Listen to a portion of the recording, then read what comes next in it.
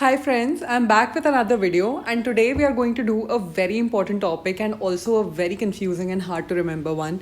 And today we are going to talk about CAH or congenital adrenal hyperplasia.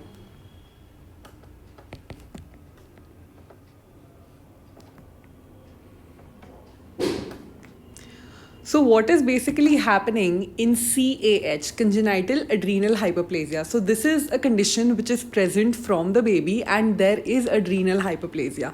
Now, why is that? If we quickly revise our adrenal gland, so this is the kidney, this is the adrenal gland on top of it. Now, this adrenal gland has a medulla and it has a cortex.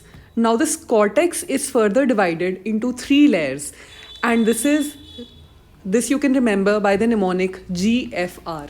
GFR as in zona glomerulosa, zona fasciculata, and zona reticularis. Right. So GFR. Now each layer has a specific function of producing a certain kind of steroid hormone. And what is that? Mineralocorticoids, glucocorticoids, and sex steroids. Now, how do we remember this? GFR is easy to remember, right? And this is a dirty mnemonic that I learned during my days preparing for PG, and that was the deeper you go, the sweeter it gets.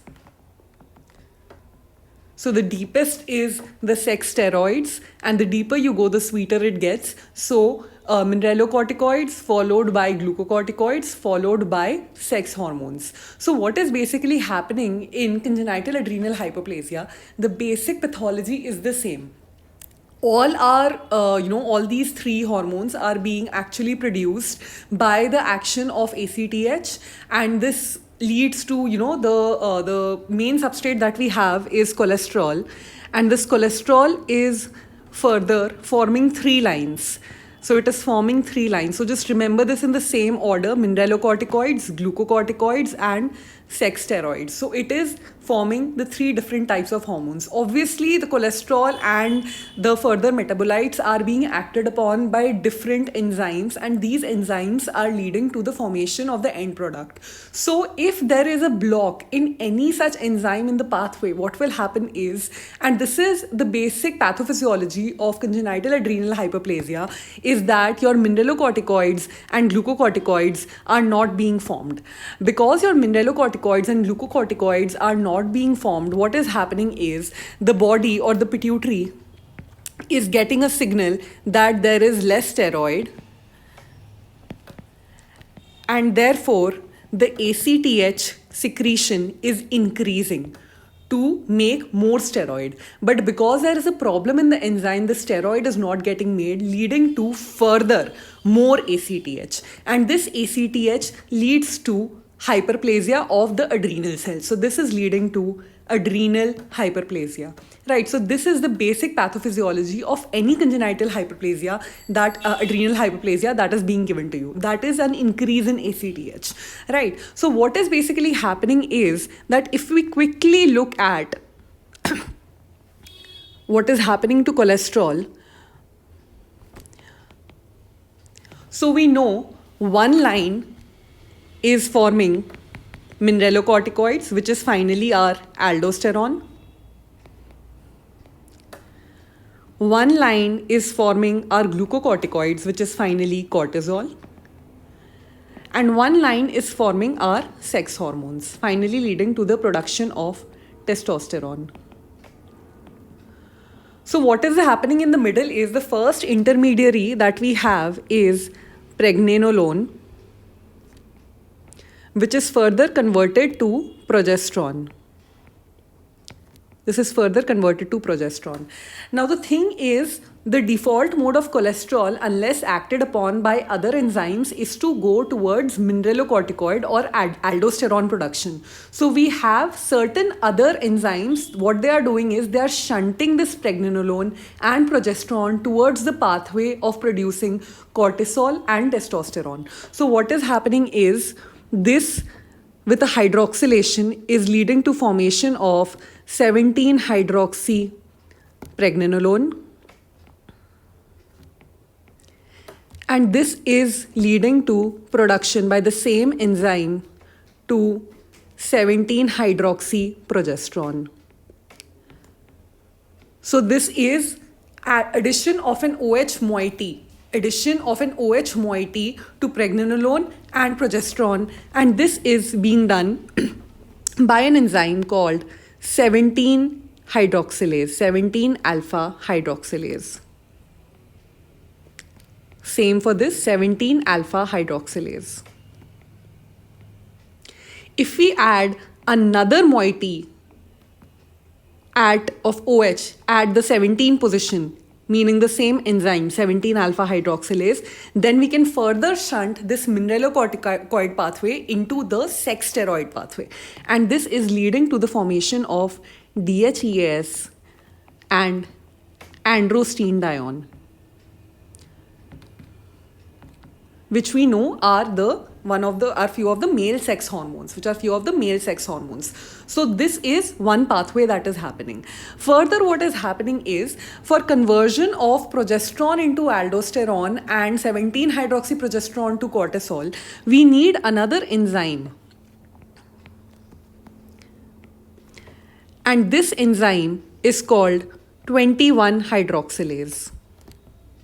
So we are adding another OH to the 21st position, 21st carbon, and this is 21 hydroxylase, and this is further making the pathway go downstream. It is leading to finally the formation of aldosterone and cholesterol. So 21 hydroxylase is another important enzyme.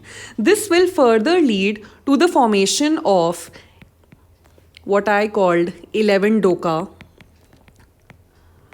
or deoxycortisone, DOCA or deoxycortisone, and this will lead to the formation of deoxycortisol. Right. Now this is further acted upon, this 11-DOCA is acted upon by another enzyme called 11-hydroxylase. 11-hydroxylase. Same over here. And this leads to the end product of cortisone, which gives rise to aldosterone and cortisol in the glucocorticoid pathway. So these are the major enzymes that you should keep in mind. So just to revise, we have three enzymes. We have one going upper to lower, 21 hydroxylase, 17 alpha hydroxylase, and 11 hydroxylase. So let us look at what is happening individually. So now it is clear from what I have said before, if there is a problem with any of these enzymes, it is going to lead to accumulation of the substrate that is upstream to it, and there will not be formation of the substrates that are downstream to it. So remember, the biggest number, 21, is the most common, and it is also the most dangerous or life-threatening of the three, the biggest number, right? So this is the most common or most dangerous, 21 hydroxylase. Now let us quickly look at why it is so. It is the most dangerous because, for example, if I were to block this pathway, So what is happening is that my aldosterone and cortisol are not being formed. So we do not have any aldosterone or cortisol. So we know the work of aldosterone is to retain sodium and water in the body and to excrete potassium. So what is happening if this deficiency, of course it is a spectrum, if there is a massive deficiency, what is happening is that your sodium in the body is decreasing and potassium is increasing and your glucose in the body is decreasing. So this child, if there is a severe deficiency of 21 alpha hydroxylase, will present at birth with decreased sodium or hyponatremia, dehydration because the water is going out with the sodium, hyperkalemia and hypoglycemia. And when there is this severe dehydration with hyperkalemia, we call it a salt wasting crisis.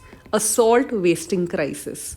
And this, my friends, is life threatening. It is life threatening, so that this 21 hydroxylase deficiency is actually the most common cause of endocrine related deaths in neonates. This is the most common cause of endocrine related deaths in neonates, right? So this is the life threatening thing that is happening, right? But if there is a certain amount of enzyme that is present, the baby is not going into a full blown crisis. What is happening is a decreased amount of aldosterone and cortisol is being formed. But what is majorly being formed in this is 17-hydroxyprogesterone. That is the substrate that is directly upstream of where our enzyme deficiency is. So this 17-hydroxyprogesterone, when produced in large amounts, what happens is this is getting shunted to produce our sex hormones. So while in a boy this won't cause much of a problem if there is no salt wasting crisis, what will happen in a girl child is she will have ambiguous genitalia. She will have ambiguous genitalia. So typically this child will produce, if it is a female child, she will have ambiguous genitalia. If it is a male child, the genitalia will be normal. If there is an absolute deficiency of the enzyme, they will present with salt wasting crisis, which is a life-threatening condition. So whenever we have a severe condition that is presenting in childhood, be it in 21 hydroxylase deficiency or any of the others, that is called classical CAH. So remember, classical CAH will present at birth and non-classical CAH will present either at puberty or in the reproductive age group. So non-classical CH, we can see that it is not presenting at birth. It is not the salt wasting, it is not leading to a salt wasting crisis. What it is leading to is, it is leading to increased virilization. Increased virilization due to the high amounts of androstenedione that is being produced and DHEAS that is being produced. So it is leading to increased virilization, and this woman will typically present at puberty or in the reproductive age group with hirsutism. And this is such a common cause that even if you have a woman who is presenting to you with hirsutism, first of all, our mind tends to think and tends to go towards PCOS. But no, you should always test a woman who is presenting with hirsutism, especially with isolated hirsutism, for 17-hydroxyprogesterone, and this will tell us whether she has a non-classical form of CAH or not. Which brings us to the next question. The first question was which is the most common, second was which is the most dangerous, and third is what do you screen? What is the test? So the test is we will look for 17-hydroxyprogesterone. I hope this much is clear about 21 hydroxylase deficiency. Right. Now moving on to the next one. The next one is 17 alpha hydroxylase deficiency. So we know 17 alpha hydroxylase is acting over here. It is acting over here, here and here.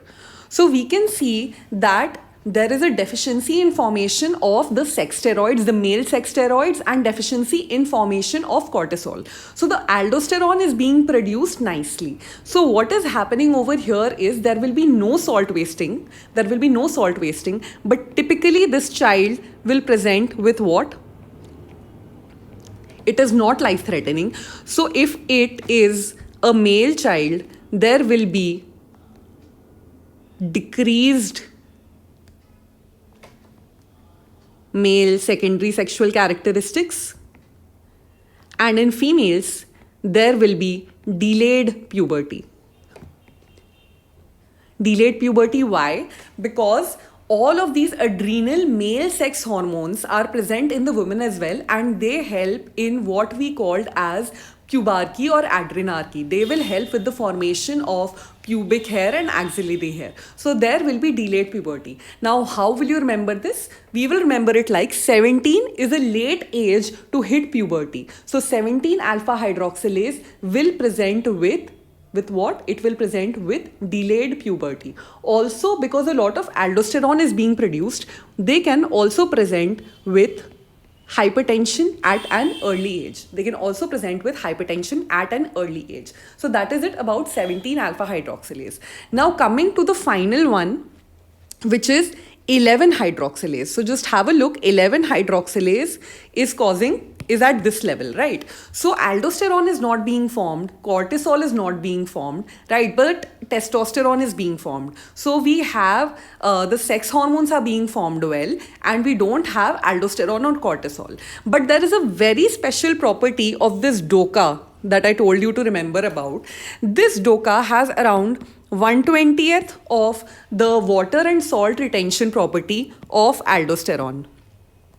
So this helps with retention of salt and water and helps to prevent the hyperkalemia that is happening in your salt wasting crisis. So what is happening over here is that you will have, if it is a female child, there will be ambiguous genitalia.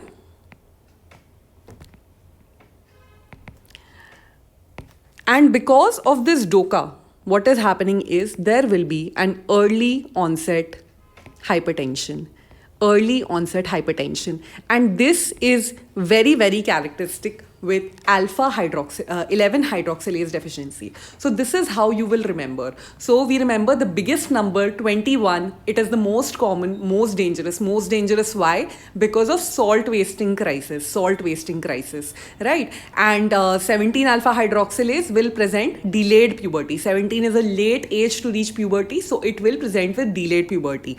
And 11, the most characteristic feature is it will present with early onset hypertension along with ambiguous genitalia in the female, right? And screening we have already discussed. 17 hydroxyprogesterone will be increased in these kids, right? So now coming to the treatment. So we know the basic pathology that is happening is the ACTH is increased and hormones are deficient. So what we need to do is that we need to find a way to both decrease this ACTH so that this hyperplasia decreases and unnecessary sex hormones are not formed. And the other thing that we need to do is we need to replenish the mineralocorticoids and glucocorticoids that are absent. So what can help us achieve all of this? Exogenous steroids. So exogenous steroids will help us to achieve all of this, right? But if a child presents in the neonatal period with a salt wasting crisis, then before moving on to steroids, we need to give supportive management. Like what? Like IV fluids, like salt correction. We need to manage the hypoglycemia and hyperkalemia, both of which can be managed with a glucose insulin infusion. And once all of this is settled, only then do we add the steroid, and the steroid of choice is fludrocortisone. So this is for a child who is presenting with the salt wasting crisis. But what if we have a woman who previously, say, had a baby or is at high risk of producing another child with congenital adrenal hyperplasia? CAH, my friends, is a It is an autosomal recessive disease. Autosomal recessive disease. So, a mother who has already had a child with CAH has a 25% chance of having another child with CAH. So, what do we do? For preconceptional counseling, or the moment she gets pregnant, we start steroids. And which steroids do we start? We start dexamethasone. Why? Because it crosses the placenta. Dexamethasone crosses the placenta. And we start dexamethasone at 4 to 5 weeks period of gestation and no later than 10 weeks. No later than 10 weeks. Right, so this is what we do. Now what we do, does she continue with these steroids for the entire pregnancy or no? Because we know steroids during pregnancy can lead to GDM and other complications. So only in a small subset will we have to continue in the entire pregnancy. And how do we decide who are these women? At around 13 weeks, we will do a chorionic villus sampling. And in this, we can find out two things. One, we can find out whether the baby is affected with CAH or not. And the other two we can find out is the sex of the fetus. We can find these two things. So we know that if the CAH is absent, then we can discontinue the steroids. But if the CAH is present, if the CAH is found to be present, then salt wasting crisis we will anyway have to manage when the baby is born. This is just sort of giving us a warning that be careful, monitor this child. But what we are scared that will be irreversible will be the ambiguous genitalia. And this will happen where? This will happen in the female child. So, if it is a male child, we can discontinue the steroids. And if it is a female child, then we will continue steroids throughout the pregnancy.